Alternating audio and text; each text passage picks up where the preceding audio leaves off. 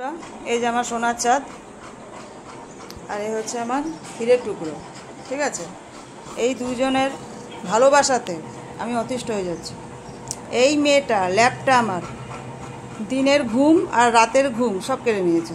কারণ হচ্ছে ও যখন ঘুমাবে তখন আমাকে রান্না করতে হবে, কাজ করতে হবে, যে মা আমার সামনে ঘুরে বেড়াচ্ছে, কাজ করছে, আমি সেফটিতে আছি এটা ভাবে। আর রাত্রিবেলায় আমি যখন ঘুমাবো বা দুপুরবেলা আমি যখন ঘুমাবো তখন ওর ঘুম ভেঙে গেলেই ওর মা কোথায় দেখবে, বা মা কেন ঘুমাচ্ছে সেই জন্য মাকে টেনে হিচড়িয়ে কাই মাই করে চিৎকার করে হাউমাউ করে। এবার দেখো ওর জন্য বাড়িতে চিৎকার হলে পরে এবার আমি সঙ্গে সঙ্গে উঠে পড়ি, কারণ দেখো চারিপাশে লোকজন থাকে, এবার তারাও উঠে পড়বে ঘুম থেকে। সেটা করে দুপুরবেলা আর মধ্যরাতে। এবার আমার ঘুম ভেঙে যায়, 2টো নেই, 3টে নেই, 4টে নেই, 5টে নেই, কখন ওনার ঘুম ভাঙবে আমি জানি না। এবং ঘুম ভাঙলেই ওর মাকে চাই, ওর মাকে টয়লেট করাতে নিয়ে যাবে, ওর মাই নিয়ে যাবে, আর কেউ যাবে না। মাম্মি দেখি তোমাকে বলছি, এটা তাকাও মাম্মি, এই যে ওলে বাবা।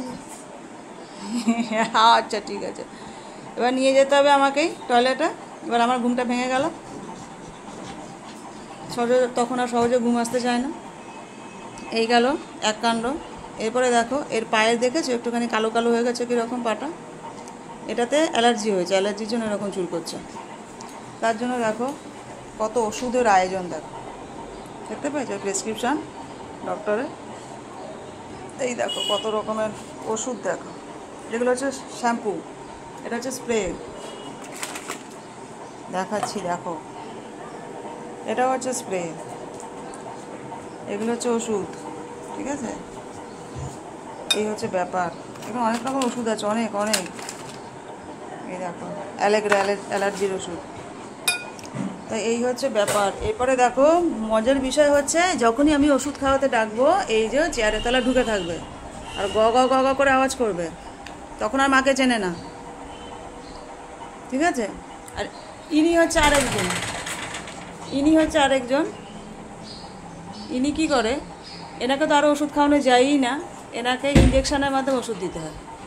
দেখি বাবান, দেখি মুখটা একটু দেখাও বাবান। ওলে বাবা, ঠিক আছে, এত অবলা প্রাণীকে না মানে বকা যায় না, কিছু না, ওদের খালি ভালোবাসা চাই।